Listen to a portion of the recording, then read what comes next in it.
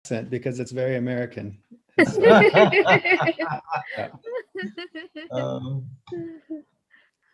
No hybrid.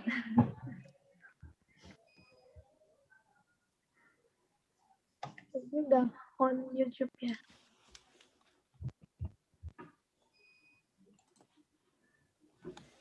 Let me ask the administration whether they are ready to connect to the Zoom. Oh, it's already on Nah, YouTube. udah. Yeah. I think it's So fine. you may start then. Okay. Ya, kita mulai ya. Bismillahirrahmanirrahim. Assalamualaikum warahmatullahi wabarakatuh. Selamat pagi, good morning, or good evening to Mike ya, because it's 10 p.m. there.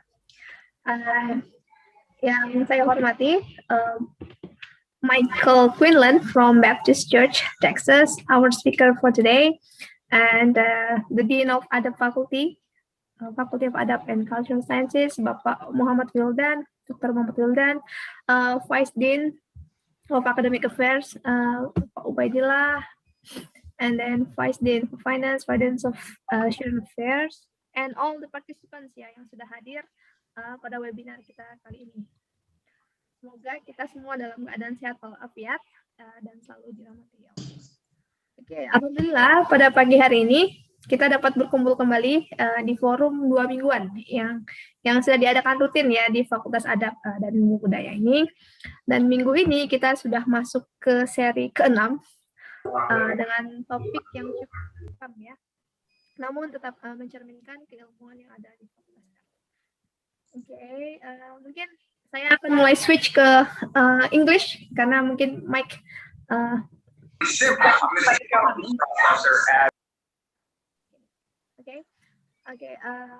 Mike, welcome to the biweekly forum held by Faculty of Adab and Cultural Sciences in Uin Sunan Kalijaga. So this forum is designed as a platform for scholars to disseminate their research, particularly related to humanities and cultural sciences, which is the core of Adab faculty. And this is our 6th webinar. And today we have a special guest from America, Michael Quinland. Michael Quinland will talk about Muslim migrants and Christian neighbors, Muslim migrant religion on Sumba and Timor Islands. Yeah. And this topic is part of his dissertation.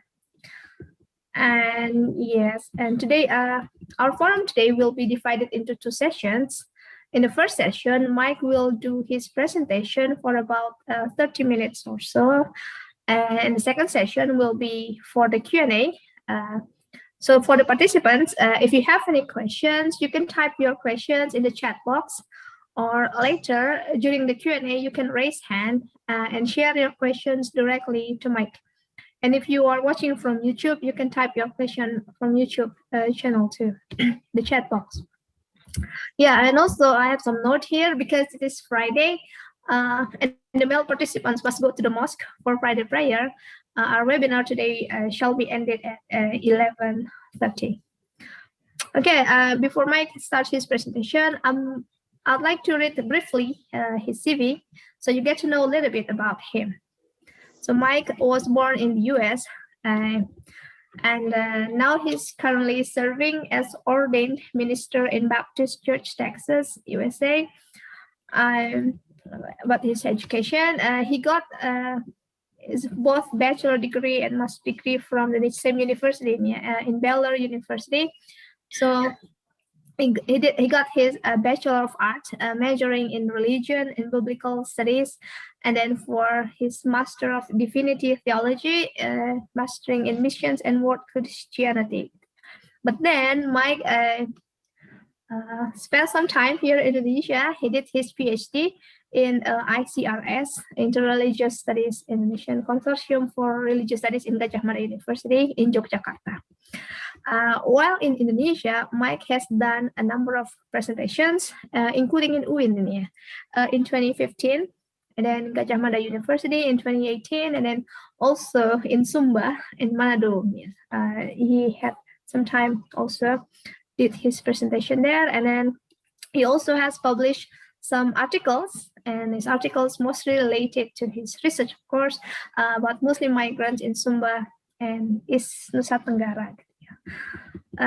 just for your information, just for your brief information, Mike did his ethnographic research, correct me if I'm wrong, Mike, in between 2018, 2019, and his research examines the influence of migration on the shaping of the Muslim migrant religion in Sumba and West Timor. Yeah.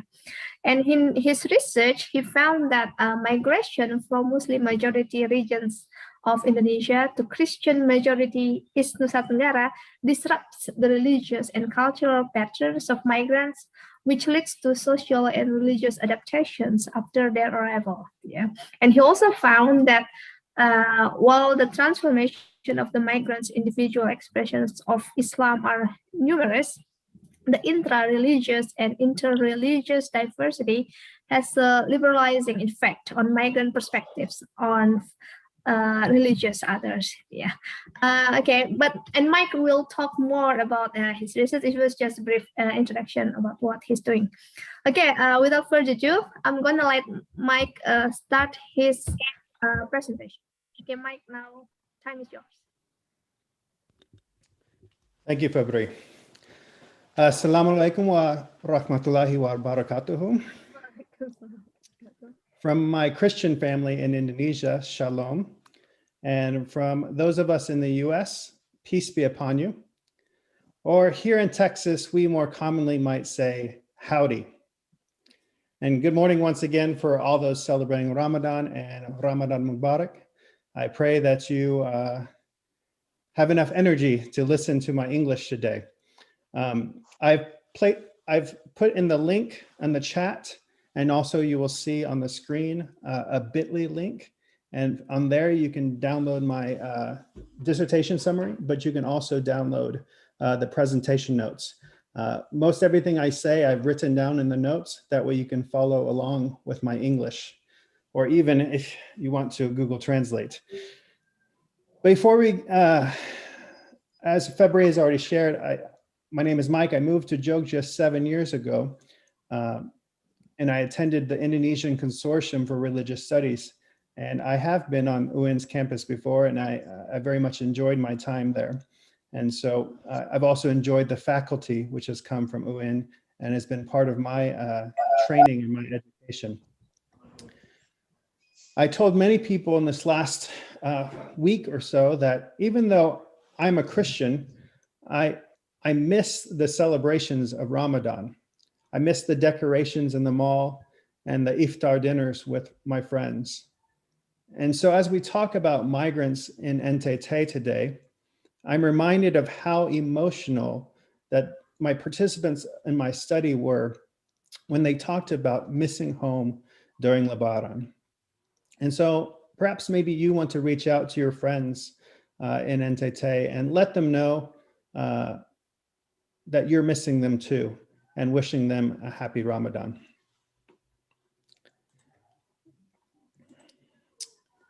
I grew up in a small town here in Texas, and when I first moved to this town, the town was still a farming community, but it was quickly developing and modernizing. At one point in the 1990s, my town was one of the fastest growing cities in the US.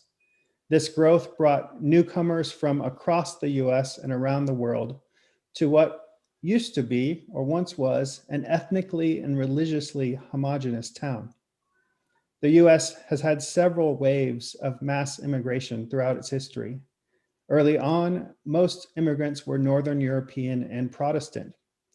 Later, Europeans of Italian and Irish descent, like my forefathers, came, and they were mostly Catholic. Until the 20th century, migration to the United States was largely European and Christian.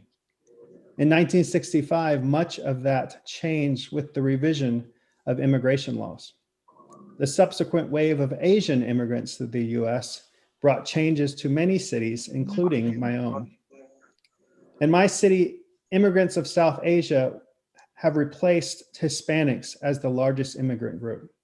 These migrants are Hindu, Muslim, and Buddhist. When I moved to Indonesia in 2014, my postal code had become more than 50% migrant, with 1 in 3 people being born outside the US. When I was young, people with non-Western names who went to the mosque or to the temple instead of a church were among my closest friends. Every day we inhabited the same spaces, schools, offices, and neighborhoods. And while everything seemed peaceful to me as a child, when I grew up and took a position as a religious leader, I began to understand the tensions within my own community. And what concerned me the most of all was how the Christian church was dealing with the issue of migration. And that's what led me to study in Indonesia. Migration has shaped the genetics of the Indonesian archipelago, but also its spirituality. The world religions have replaced or mixed with local beliefs in the last 2,000 years of Indonesia's history as migrants from China, India, the Middle East, and Europe migrated to, traded with, or colonized this nation.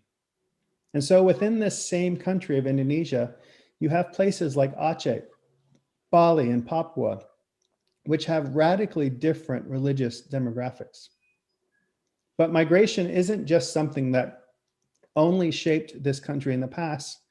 It's something that continues to reshape Indonesia even now as people move from desa to kota, from Indonesia's outer islands to Java, and from all around the world to Jakarta and Bali. And so in places like Jogja, you can find a Hindu temple across the street from a mosque, a Catholic church built in Javanese style, and a group of people from around Indonesia and the world joining this discussion to learn from one another. And just like my community in the US, where there's growing tensions between migrants and their host communities, we find similar struggles in Indonesia. As I studied interreligious conflicts of Indonesia's recent past, a common trend arose. Many scholars of these conflicts pointed to demographic shifts in religion due to migration as a root cause of the problems. A quick survey of recent and ongoing conflicts reveals the struggles of communities as once seemingly firm geographic and religious boundaries erode with movements of people. This is evident in the houses of worship controversies across Indonesia, where religious buildings are rejected by locals because this or that geographic space has been claimed for a particular religious group. So Bataks have difficulties building in Bogor. The Balinese, Bataks in Bekasi, the Balinese in Bogor, and the Bimanese in NTT. In Indonesia's conflict studies, migration is often one of the stated causes, but most of the commentary has little to do with the stories of migrants. And so I wanted to start looking at migration studies in Indonesia, but the available literature largely dealt with urbanization or Indonesian migrant workers going overseas. There was little that spoke of internal migrants and their stories. So with this gap, I set out to listen to migrants, to discern how migration was affecting them, their beliefs, and their religious practices. Wanting to better understand the experiences of Muslim migrants to the US, I determined to focus on Muslim migrants to Christian religion or regions of Indonesia. I chose the region of NTT and specifically the islands of Sumba and Timor. Migration and religion are both very large concepts, and thus I took a phenomenological approach to the study, primarily wanting to study the interplay between the two. My research questions follow the bolded themes, looking at migrants' motivation, adaptation, and what, if any, changes occur in the beliefs, practices, institutions, and perceptions of Christians of these migrants. I developed this ethnographic framework by looking at research on migrants within the American context. Though not a comparative study, I used these trends seen in migrant religion in America to help me frame the study and suggest both avenues for inquiry and potential hypotheses. Sumba and Timor were chosen due to the existence of a relatively recent Muslim migrant communities when compared to somewhere like Flores. On both islands, I sought out urban and rural locations. As you can see from the slide, I tried to include a broad swath of the migrant population in terms of location, gender, origin, and migration period. In terms of migration period, the numbers for each decade loosely follow the migration patterns, more migrants having arrived in the last 2 decades than in the latter decades of the 20th century. Now, if you have Instagram, you likely know of Sumba Island. Its traditional houses and cultures have recently drawn large numbers of tourists, and many believe Sumba could be the next Bali. The island, along with NTT as a whole, is underdeveloped and one of the poorest areas of Indonesia. Except for a few urban centers, the island is largely lacking in infrastructure and faces issues of food insecurity, health, and drought. Last week, both Sumba and West Timor were hit by extreme weather, resulting in flooding and damage to an already weak growing season. Until the last century, Sumba was ruled by tribal kings. Though the Beminese Sultanate and later the Dutch claimed Sumba as part of their territory, there was little interaction with the island beyond trade. Beminese, Bugis, Indonese, and Arab traders have had small settlements on Sumba's northern coast for centuries, but neither Islam nor Christianity made its way inland until the 20th century. This was made possible by the Dutch's pacification of the tribal kings at the turn of the 20th century. Unlike other areas of Indonesia where the Dutch limited Christianizing activity, the Dutch allowed the Protestant church, both in Sumba and Timor, freely to work in the region. Slowly, the island's traditional religion, Marapu, has been replaced with Christian and Catholic belief systems. Still, there are many areas which remain Marapu, and the growing recognition of Indonesia's indigenous religions may see a revival in Marapu belief. Islam largely remains located on the coast in port cities of Waikelo, Mamboro, and Wangapu. But in the 1900s, Islam entered central Sumba. As was the habit in many islands across Indonesia, Arab traders married local women and spread Islam through marriage and childbirth. People of Arab descent are still visible in the city center of Waikabubak. Though there are Sumbanese Muslims, the Muslim community remains a predominantly migrant community, most having arrived in recent decades. There's one main road which travels west to east across Sumba, taking around 3 to 4 hours, at present to go from Tambalaka to Wangapu. My research locations were situated on this road for ease of access, but most of the migrant population lives along this road. I chose Waikabubak to represent my urban location and the village of Anakalang as my rural location. Though they were only 20 kilometers apart, the experience of the migrant communities is quite different in these locations. Waikabubak has the benefit of several nearby mosques, Islamic schooling, and pesantren. Waikabubak's Muslim population is nearly 15%, while Anakalang is only 7%. Both of these areas are heavily Christianized with relatively few remaining Marapu adherents.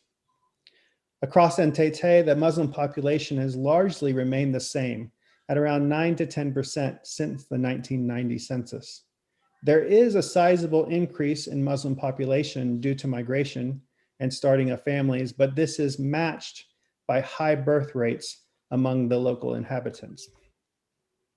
West Timor, like Sumba, is underdeveloped and poverty-stricken.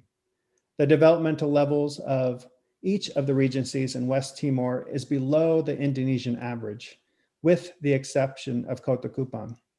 For this reason, Kupang stands out among my research locations. Its population and its developmental state provide opportunities unlike other research areas. Kupang has been an important trading port for hundreds of years, and Western powers of the Dutch and the Portuguese fought over control of Timor Island, eventually resulting in the division of the island. The competition between Western powers influenced Timor religion as the Dutch promoted Protestantism and the Portuguese Catholicism. Today, the Indonesian portion of the island is majority Protestant. Timor-Leste and bordering Kabupaten are majority Catholic. Like in Sumba, Islam in Timor largely remained a coastal phenomenon, the faith of traders and the few settlers that lived in the port. As in Sumba, the growth and spread of Islam and Christianity on the island is recent to the 20th century. Christianity spread with the help of Christian education offered by the Dutch Church, and later a revival movement in the 1960s and 70s. Outside of Kupang, there exist Muslim migrant communities as well as several local Timorese enclaves of Muslims. The sites chosen for Timor include Kupang, the village of Baun, about 45 minutes from Kupang, and Oekam, about 3 hours from Kupang. Baun is a small town with a handful of migrant businesses which surround the Pasar area. These are a mix of Bimanese and Buginese migrants, the Bimanese working as PNS and the Bugis as traders. Baun is surrounded by villages with no Muslim population due to the local kings maintaining land rights into the 20th century. The king of Baun, unlike these other kings, had a Muslim friend and allowed Muslims to live there, hence the small populations of Muslims that exist today. Oekam is also unique in its relationship to the local kings. One of the local kings converted to Islam. His tribe followed him. In Oekam and surrounding villages, there are native Timorese Muslims. A small road leads through the middle of the village, and the shops are run by Bugis migrants. Kupang, as I've said earlier, stands out from the other locations due to its size. The large Muslim population provides access to many more Muslim institutions, including mosques, schools, and Muhammadiyah University. Like in Sumba, the Muslim population of Timor has grown in the last decade, but not to a significant degree.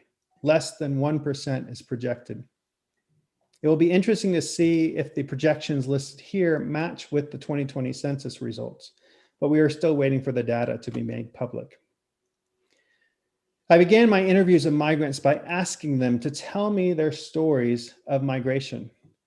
This portion of my interviews proved the most entertaining, informative, and emotional. While some of my participants found it hard to answer questions about their belief and practice, all had a vivid story of their travel. My favorite is of a man who had a vision that Allah was calling him to the East. And so he hit on a boat and landed in Timor and has lived there ever since. The stories of migration also began with the need to leave, the need to move from their home islands and venture out into what was largely the unknown.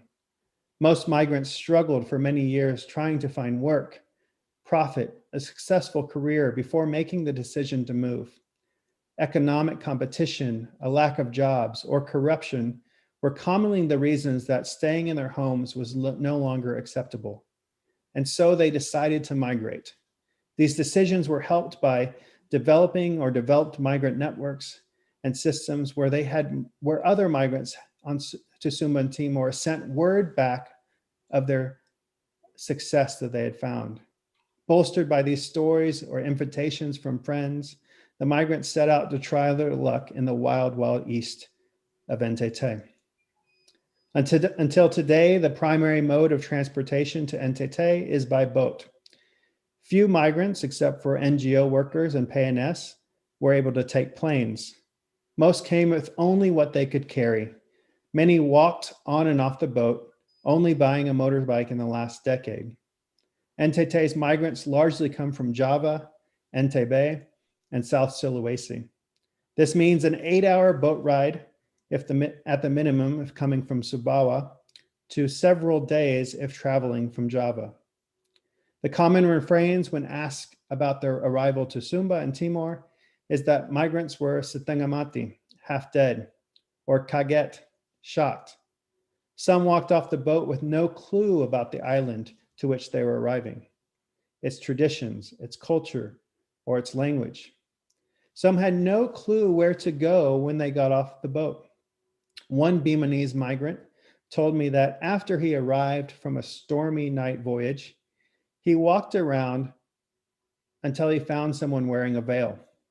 He asked her if his family could stay with them, as they had no place to sleep and nowhere to go. The shock of arriving migrants largely circled around four things: pigs, dogs, alcohol in Timor, and swords in Sumba. Unlike their Muslim majority homes, dogs and pigs ran freely in the streets and markets. In Timor, until recently, public drunkenness was a problem. And until today, many Sumbanese will wear swords on their hip. One of the important questions for my research was the reason for migration. As can be seen here, most people moved for economic reasons, to join their families who had moved for economic reasons, or for work commitments.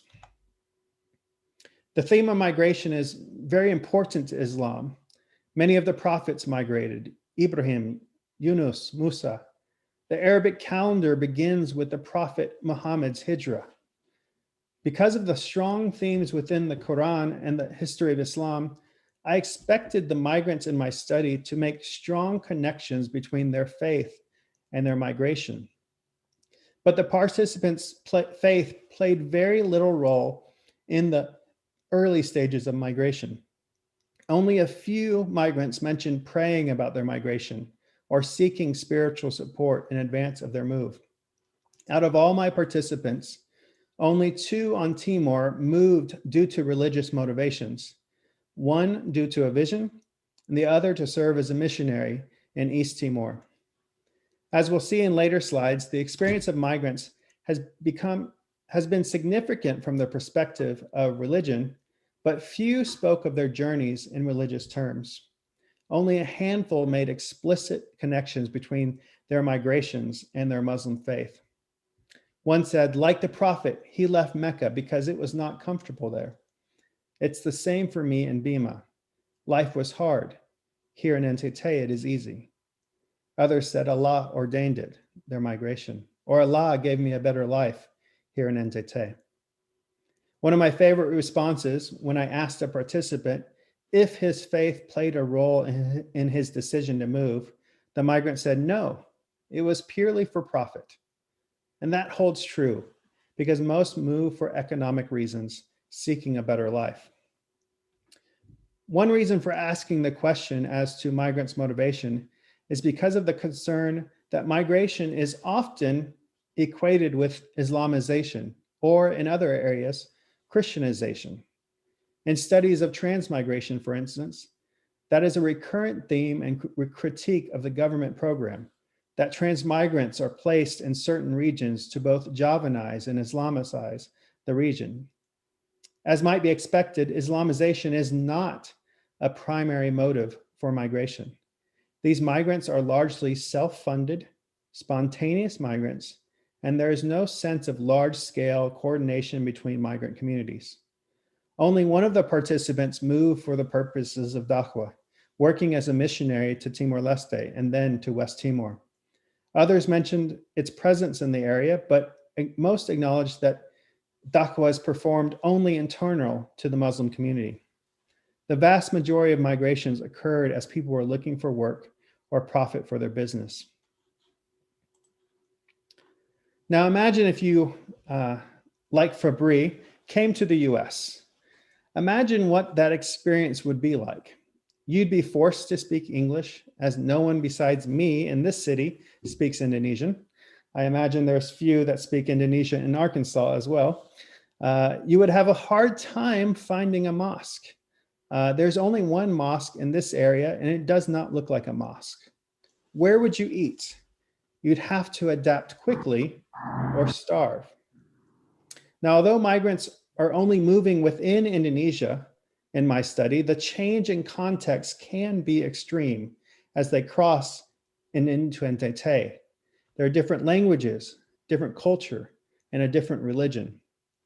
Presently, in each of my research locations, they have a mosque, but they may not be able to hear the adhan, or it's too far, or maybe the mosque that can't be reached in time. Migrants have largely adapted to this by using an app on their mobile phone to keep the time for prayer.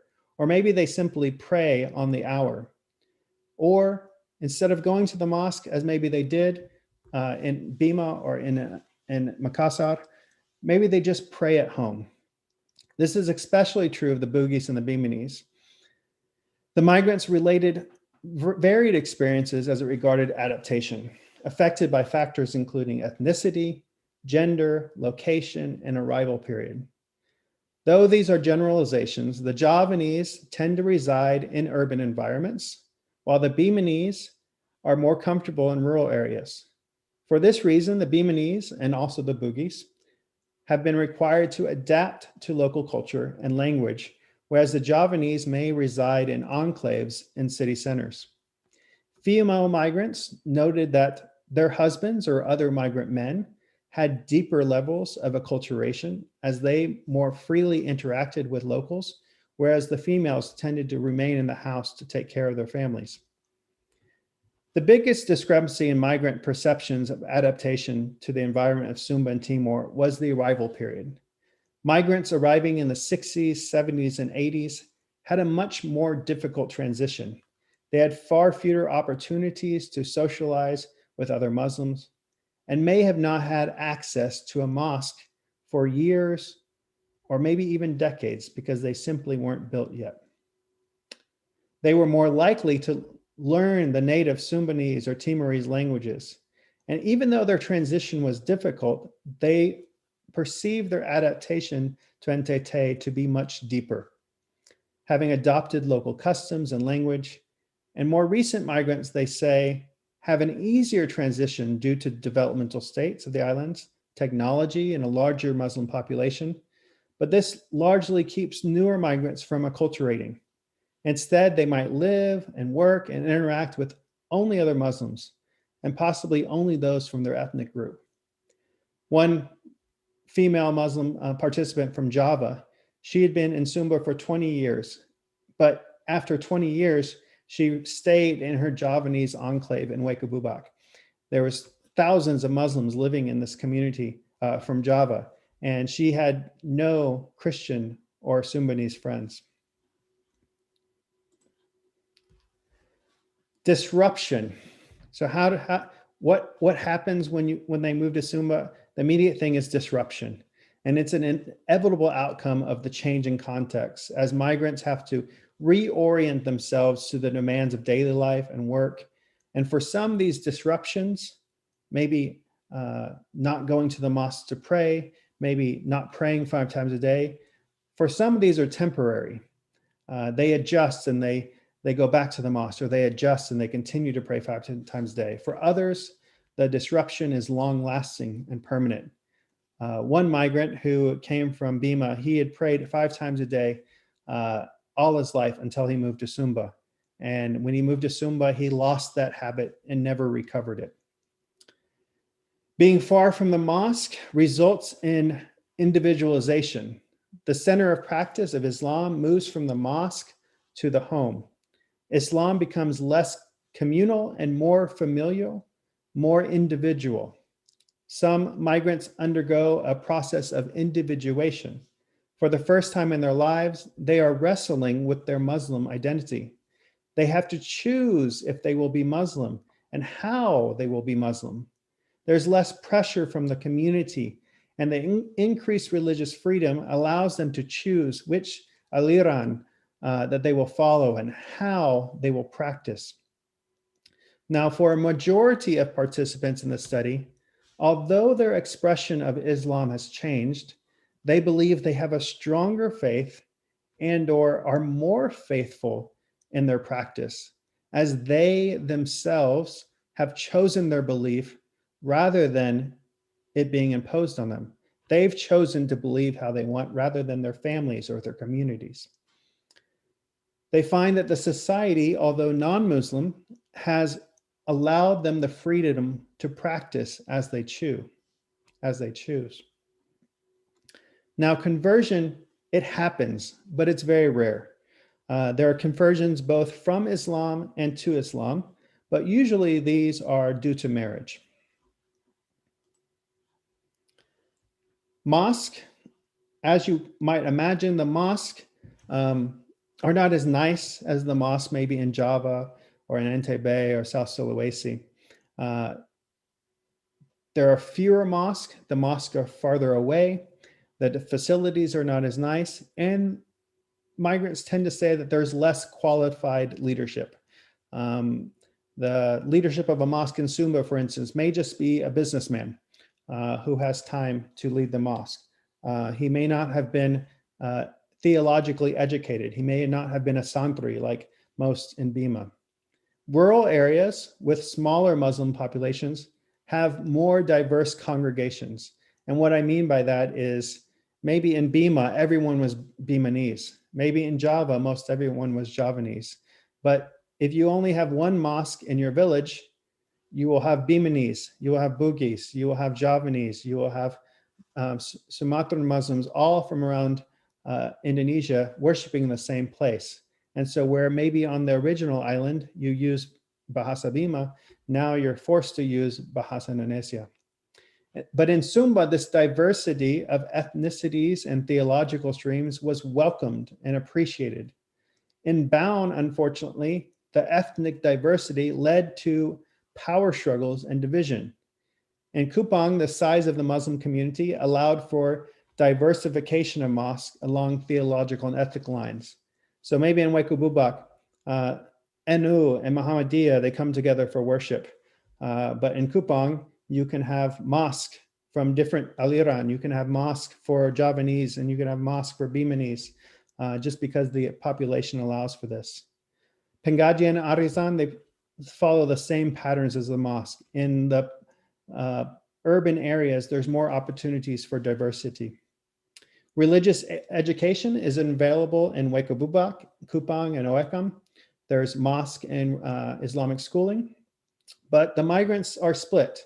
Some send their children to public schools, some send their children to private religious schools. And the same thing with enclaves, religious enclaves. In some places, just because of the land issues, Muslims are forced to live with each other. In other places, Muslims choose to live with each other because they want to preserve their religion and culture.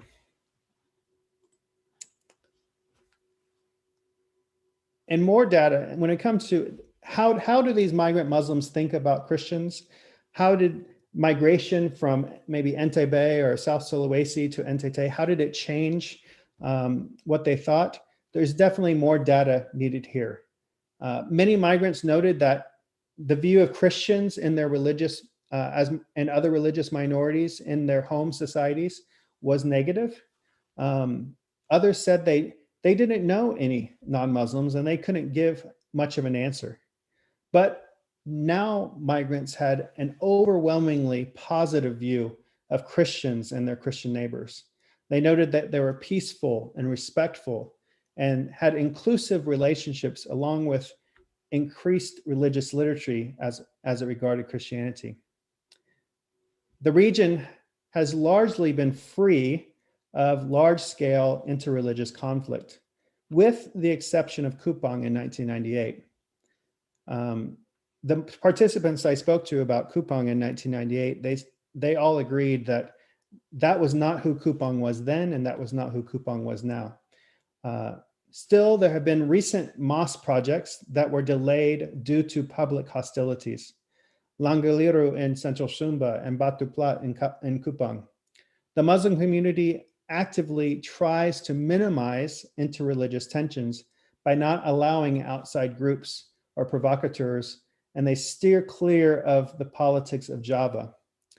In Sumba, Jum'at Tabligh was asked to leave Waikububak by the Muslim community because they feared that their proselytizing would hurt the relationship with their Christian neighbors. But regardless of these issues, the region is understood by migrants to be extremely tolerant when compared to their home islands. And just as Islamization is not a prominent concern for migrants, migrants did not fear Christianization by their Christian neighbors. Most often, it was an understanding that it was a peaceful pluralism.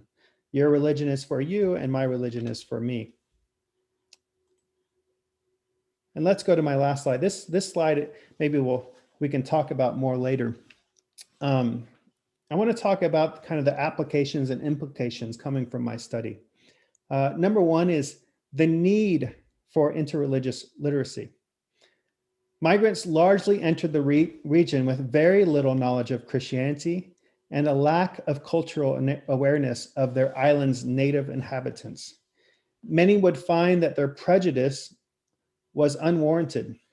The receiving communities of Sumba and Timor similarly have very little knowledge of Islam, but this is lessening with time.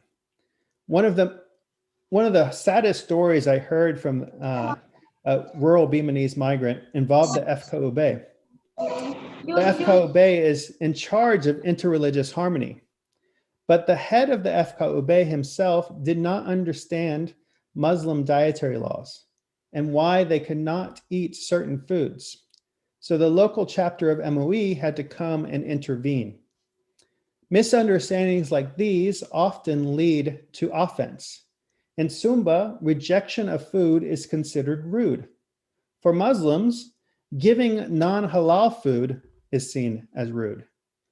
And the ignorance of each other's culture and religion caused small interpersonal conflicts and hurt feelings. And perhaps something like a national education program for interreligious literacy is needed to help here. There needs to be religious accommodations for migrants. Most businesses and schools in NTT do not have mushola.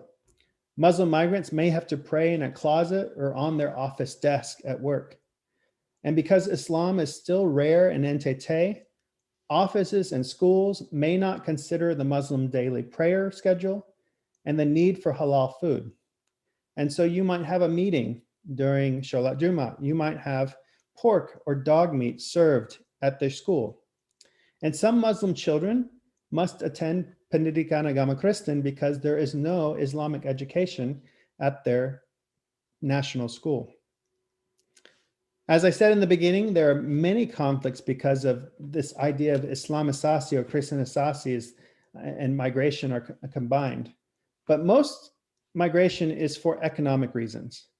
And most places do not show significant shifts in demographics. There needs to be migrant support programs. None of the migrants shared that they had received any support from their mosque outside of the interactions and shared knowledge of other Muslim migrants. They received no theological training or cultural training on how to live and survive in Sumba or Timor, how to live and survive in a peaceful pluralism.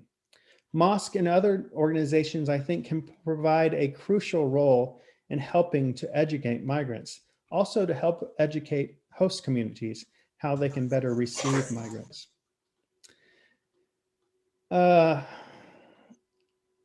Let's go down to land rights. Land rights issues are a source of ongoing tension in NTT. In Sumba, land has been sold to migrants and investors, and that leaves the local indigenous people without land, without an ability to farm or an income. And this has caused some Sumbanese people to refuse to sell land to migrants. On Timor, the locals still have influence as to who is allowed to live in their area, as seen in the case of Baun. And anti-discrimination laws will help migrants as well as indigenous land rights will help the local inhabitants, but we must find a balance. And finally, as I finished my dissertation, as I finished my defense, as soon as I was done, this pandemic happened. And in many ways, the pandemic shared some of the same effects of migration. When the lockdowns began, I observed many of the same trends in religion that I observed in migrants. There was disruption, adaptation, a sense of individualization. People could no longer worship in their formal places. For some, this meant they were choosing to worship in their homes, online, and often by themselves. For some, this was a positive experience, but for others, they missed the communal nature of the religion. And so, as we think of all of us sitting here today, I imagine that among the participants, there are people from all across Indonesia, maybe even from different faiths. Knowing the migrants' story, I think will help us to be a better people. I think for Javanese, it will help Javanese better understand how to receive Sumbanese in their communities. I think for someone like me, a white man in America, will help me better understand how to receive a Javanese in my community. I will end there. I'm at time, so thank you for listening. And I see we've got some questions already coming on. All right, thank you so much, Mike, for the presentation.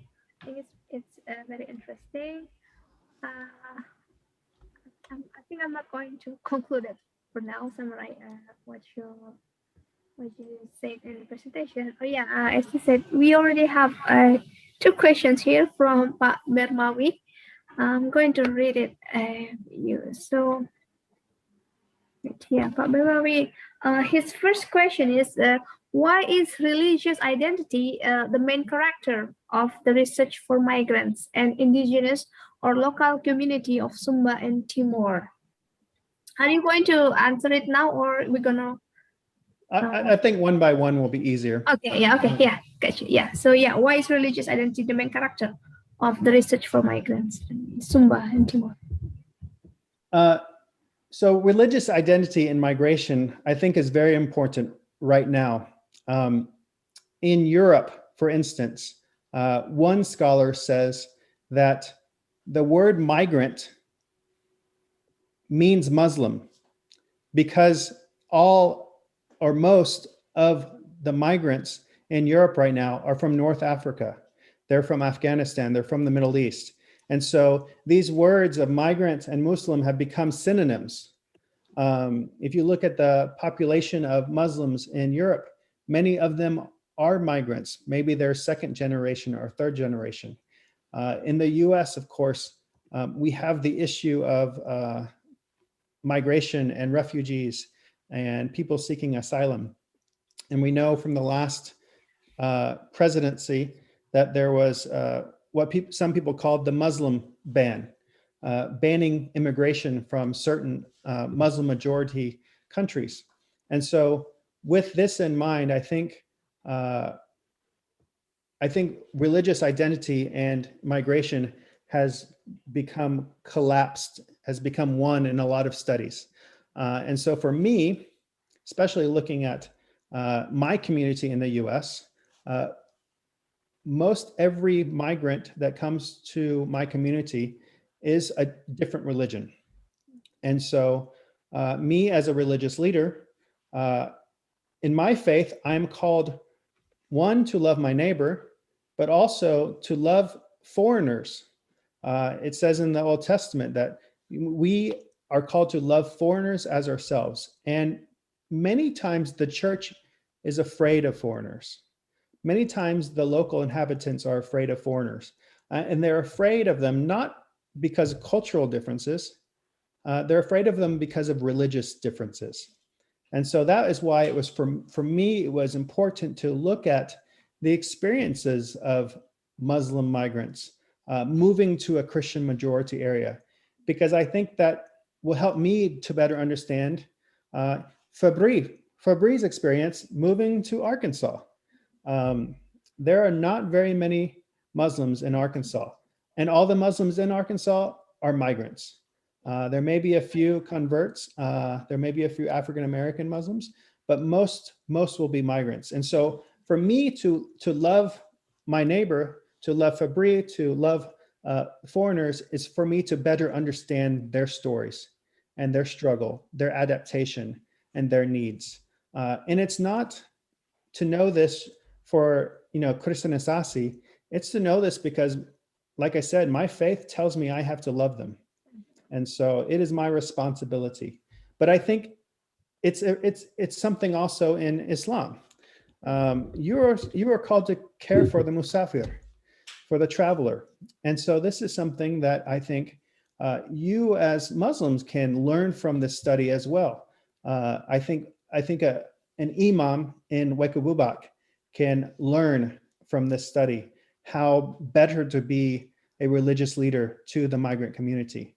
I think a Muslim NGO and maybe an education group can learn how to better prepare migrants for living in Sumba.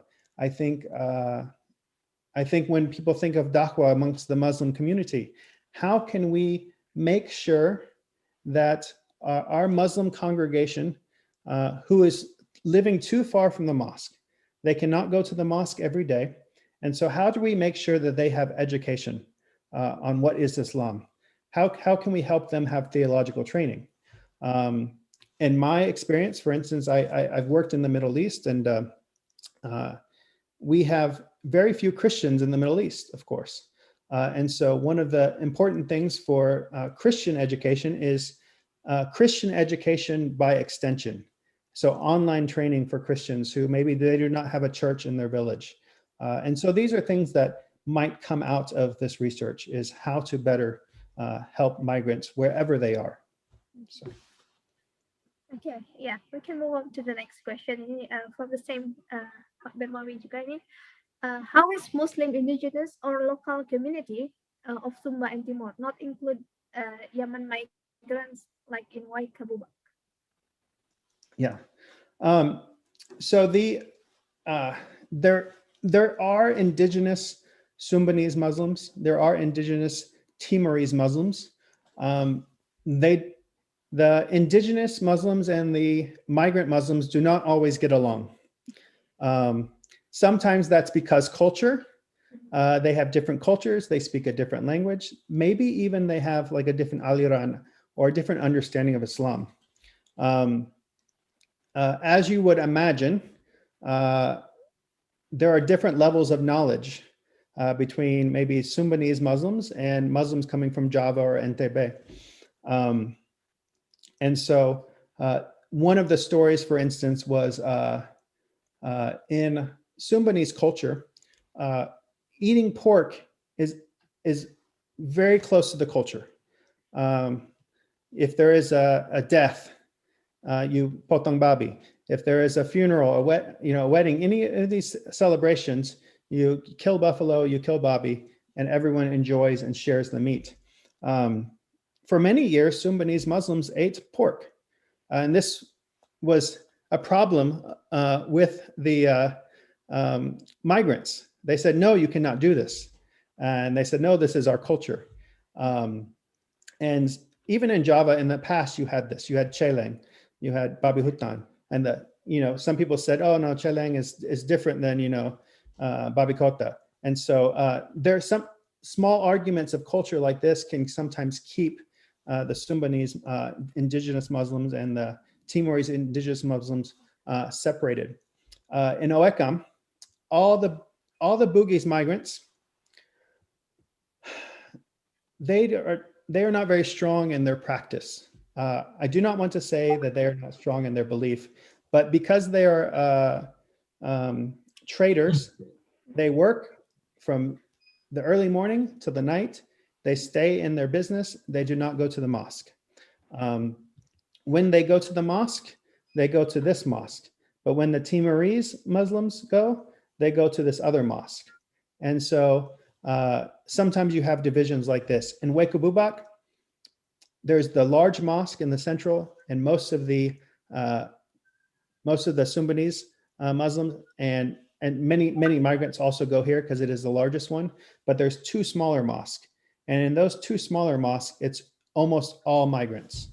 And so there are divisions between these groups because of culture, because of knowledge, because of aliran sometimes. But I think this is an opportunity, once again, to help train migrants how to work through culture. We have the same problems in Christianity. If you put an Indian Christian, an African Christian, and an American Christian in the room, we are going to have different beliefs and disagree about things. And it's not because we don't worship the same God, follow the same holy book. It's because our culture influences that. And so, yeah, I hope I answered the question.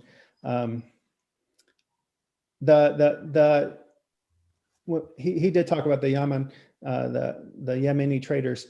That is a whole nother level in this, because you know, sometimes the Arabs will mix with the Indonesian for worship. Sometimes they stay apart, but they do have a high regard in Timor and also Sumba as well. So. Okay, thank you, Mike. Now we go to the next question from Pak Will then.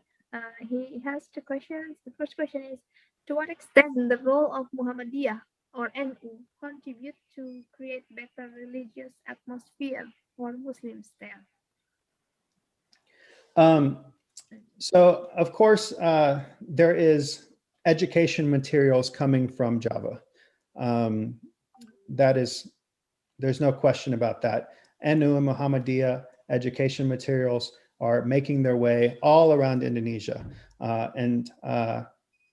But most migrants, because they're from Entebbe, because they're from Sulsel, they lean NU.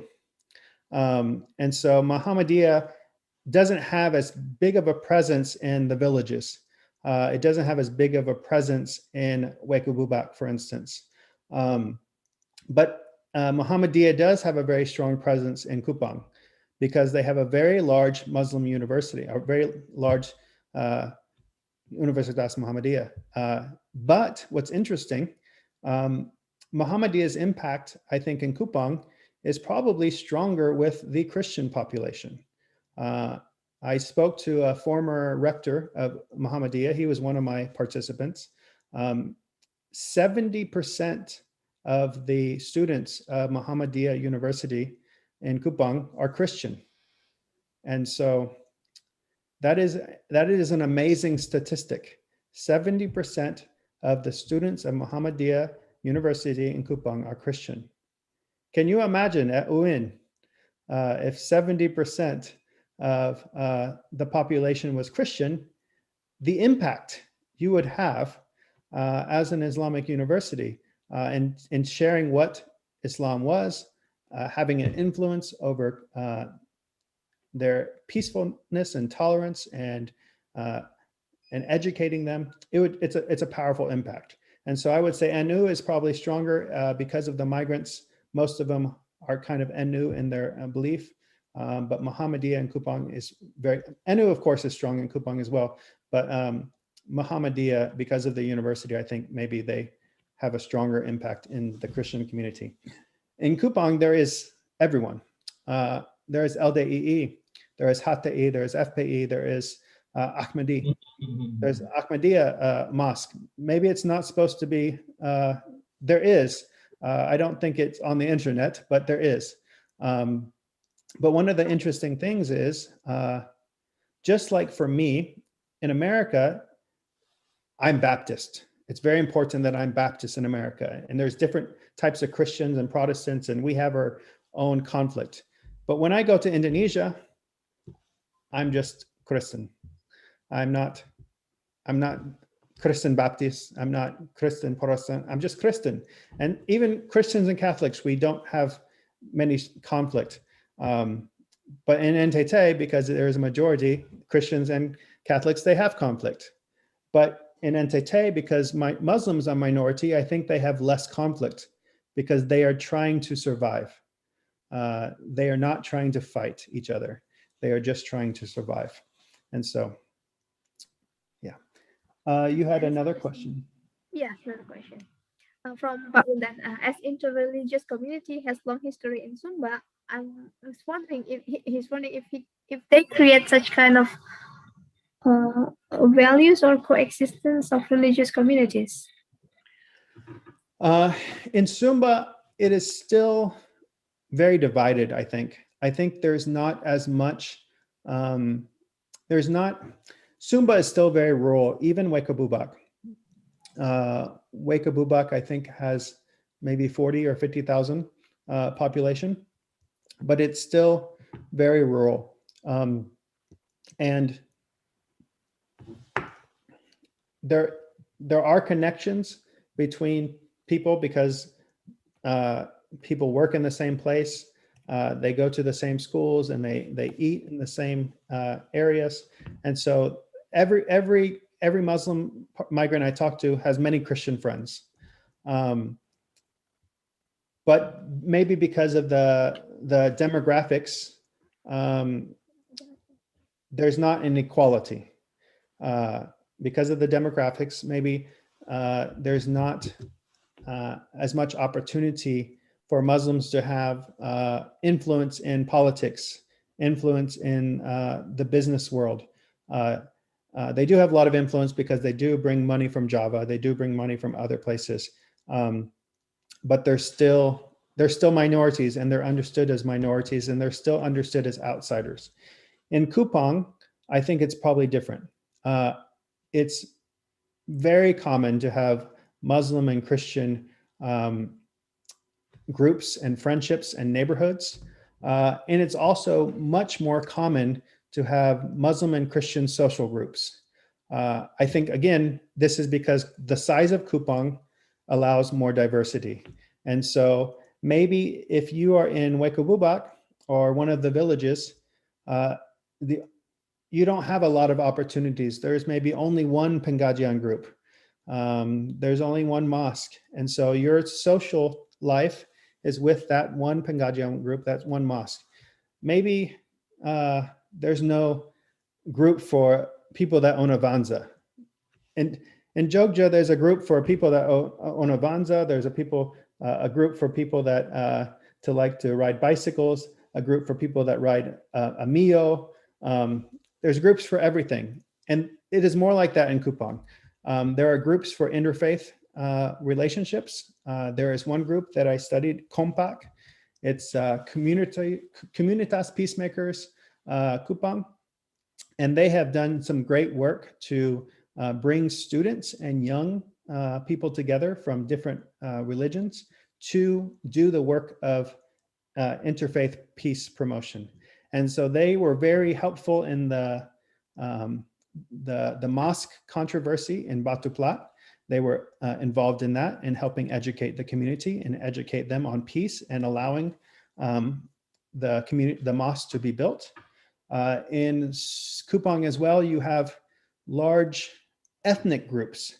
And so, for instance, you have like Kadua S. Kadua S is Kontak Rukunan Jawa. It's all the Javanese migrants in Kupang. They have thousands, I think 3,000 kakak. And so, 15, 20,000 Javanese migrants are part of this social club. Now, because Java is mostly Muslim, most of them are Muslim, but there are many Christians and Catholics and involved in this. And so you have opportunities for coexistence within the social group there. But for the most part, every Muslim in every place has Christian relationships and Christian friends because they have to. Their businesses, most of their customers are Christian. If they work as PNS, most of the people they work with are Christian. If they're school teachers, most of their students are Christian. And so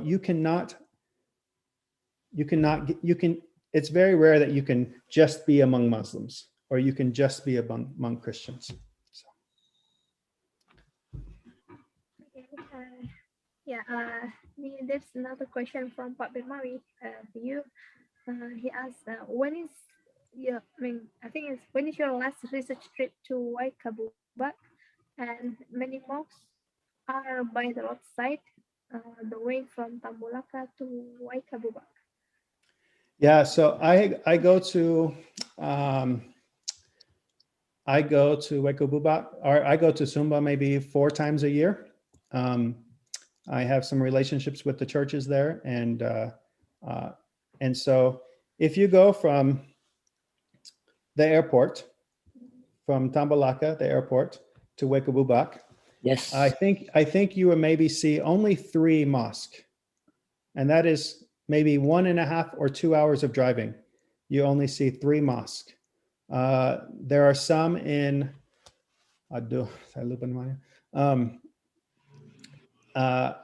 there are some in Waikelo, which is the other way. There's like 2 or 3, I think, in Waikelo. But in Sumba, it's very, the times you see mosque, it's going to be on Jalan Negara. It's going to be on the main road. You will see the big mosque, Al-Azhar. It is in the city center of Wekabubak, but the other 2 are not on the main road. You will see the mosque in Anakalang, if you're in central Sumba.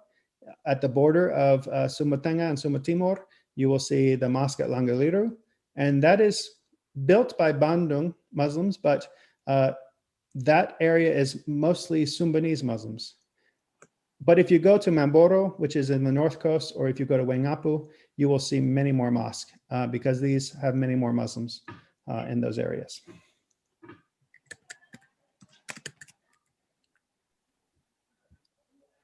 Okay. Pak Belmawi, do you want to say something to Mike? Thank you for answering my questions. Yeah.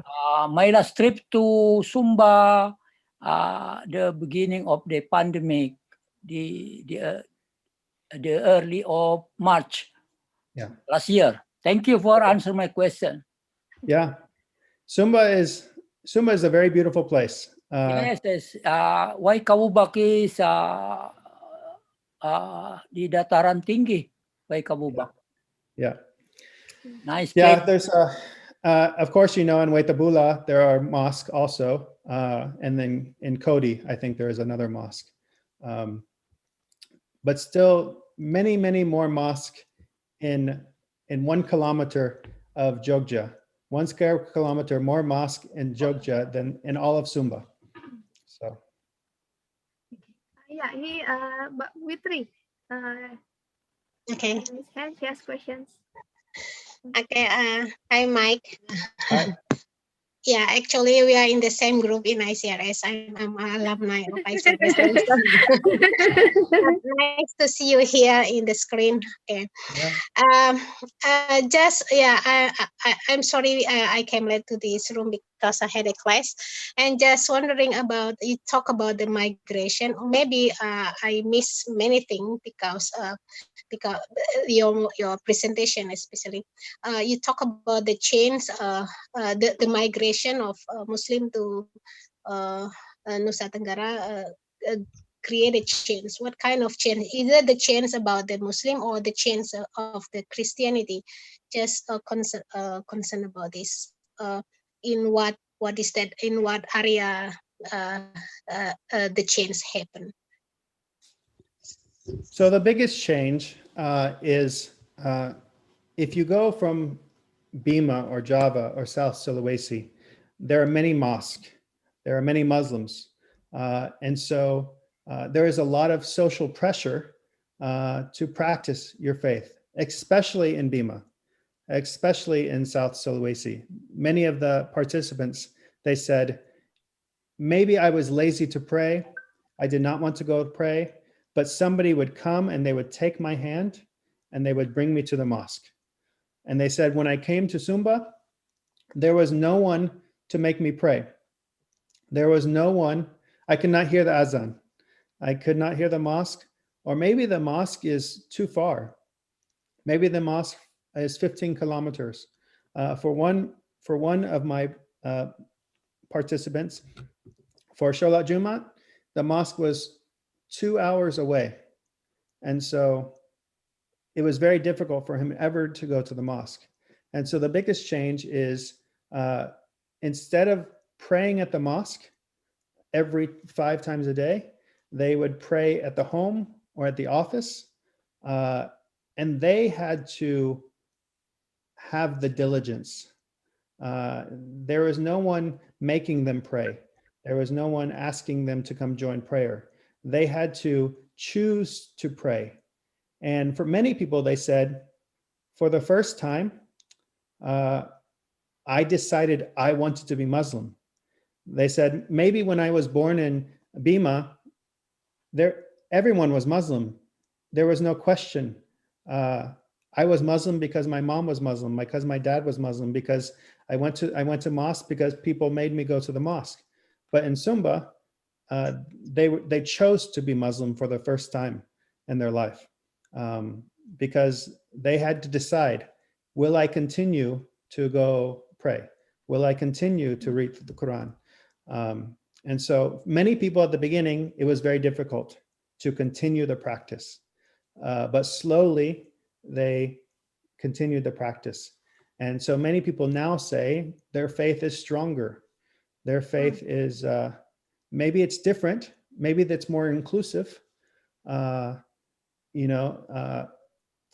people said, in Bima, everything's keras. The Bimanese migrants, they said, okay, there's Aceh and then there's Bima. And so they said, now maybe my Islam is softer, but it's better. It's more inclusive, more tolerant, more progressive. And that's their saying. That's what they had to say. Is that the change because of the ideology itself, or because of the acceptance of the local people to of being tolerance to the new religion? Or well, the tolerance was two ways. They were more tolerant. Maybe in Bima, everyone is the same aliran. Maybe everyone they know, they go to the same mosque, the same pesantren, and everyone thinks the same way. But when they came to Sumba or Timor, they meet Muslims from Java. They meet Muslims that are NU and Way. They meet Muslims that are from Muhammadiyah. And so for the first time, their eyes are open to all the different aliran of Islam that are in Indonesia. And so maybe they like this from this stream, and they like this from this other stream. And in Sumba, they have the freedom to join, to mix maybe aliran that they would not have the freedom in their own islands. And so they become more tolerant in Islam of different ways of understanding, of different cultural expressions of Islam, but they also become more tolerant of Christians too. Maybe in Bima, Christians are less than 1%. Some people said they never met a Christian, or there was no Christian in their kampung. And they moved to Sumba, and maybe in their village, it's 95% Christian. And so most of the people they know are Christian. And so the tolerance, I think, is in two ways. It's within Islam, but it's also next to Christianity. And so I think it's a good thing. I think it's their eyes are being open to many different possibilities for how to believe.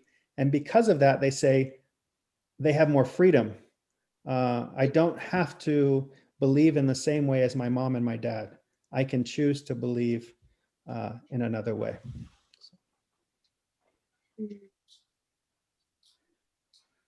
okay, that's interesting. Because I probably I got an experience. I have a quite a close friend when I was in master degree.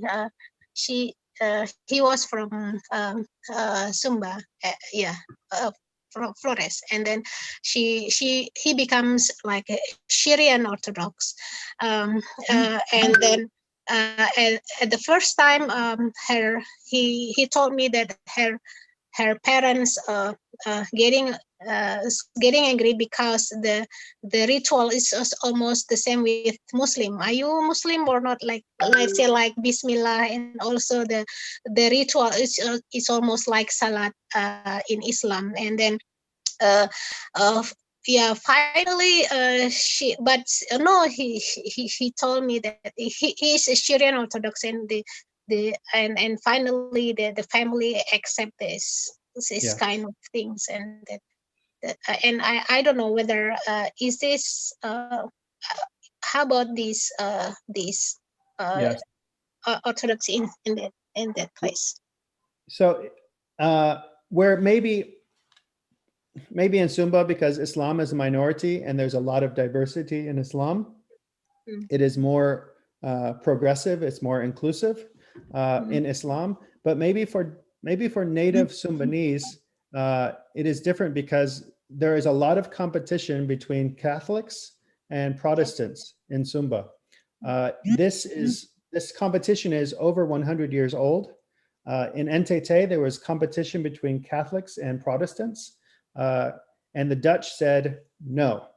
The Dutch said there can be no competition, and so Flores was given to Catholics, and Sumba was given to the Protestants. And so Syrian Orthodoxy is like Catholicism in many ways. And so I know people, my belief is that Christians, Protestants, and Catholics, it's the same religion.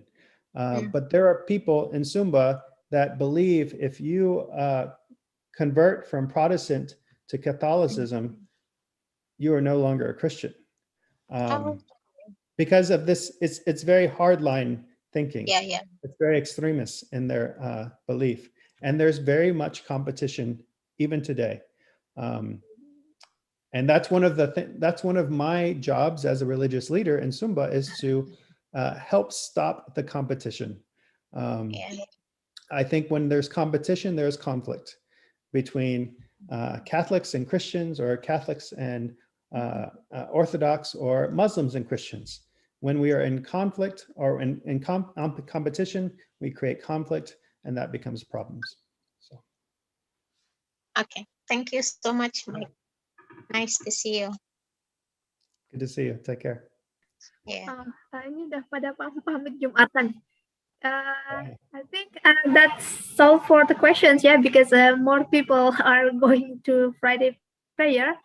But the thing is, ada pesan tadi dari Pak Wildan. We're going to do some group picture before you leave. Yang itu siapa koordinatornya? Halo, panitia. For the group picture, ada yang ngurusin panitia? Okay, I will take the picture. Okay. Yes. Somebody will take picture, Mike. Yeah. Okay. Dihitung ya? Tika bukan siapa sih, Lali? Kelihatan mukanya. Okay, I will count. 1, 2, 3.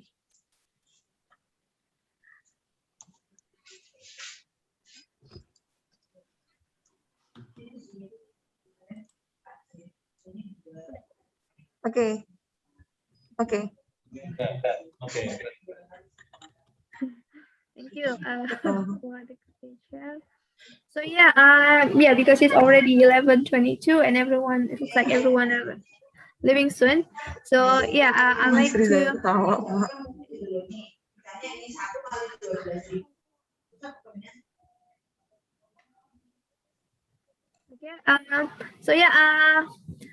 Mike, do you have any closing statement or anything? No, I love Uin. Like I said earlier, professors from Uin helped me to better understand Islam. They helped me to better understand the life of migrants, and professors and the students in the faculty at Uin accepted me as a religious minority and a migrant. And so, as you shared, my first time speaking at Uin was 6 years ago, and it was one of my favorite times speaking. And so, thank you for this opportunity, and I look forward to many more times.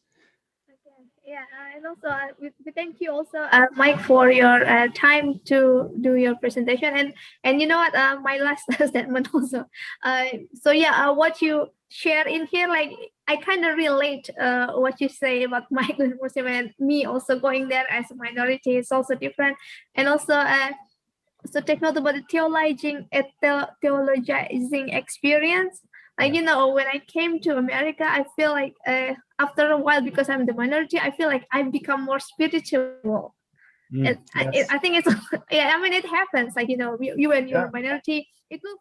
I feel like I understand more my religion, and I becoming more spiritual because I'm the minority. I mean, I feel that like, you know, when you are in the majority, you feel like it's like everyday life. You are in the system, so you don't know anymore. You can feel, but when you are the minority, I don't know why.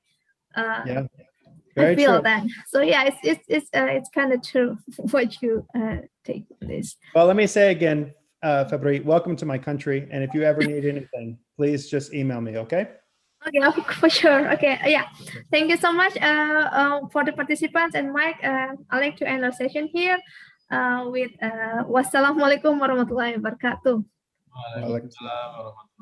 Thank you, Pak Mike. See you. Yeah, looking forward to see you in Jogja next June. Ya, Jogja mampir. Okay. Mampir. Ini tutup ya, Pak ya? Yeah, thank you.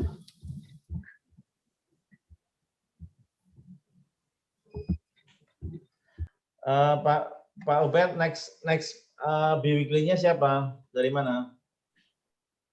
Dari BSA infonya yang siap. Siap Bu Ning ya? Belum. Ini masih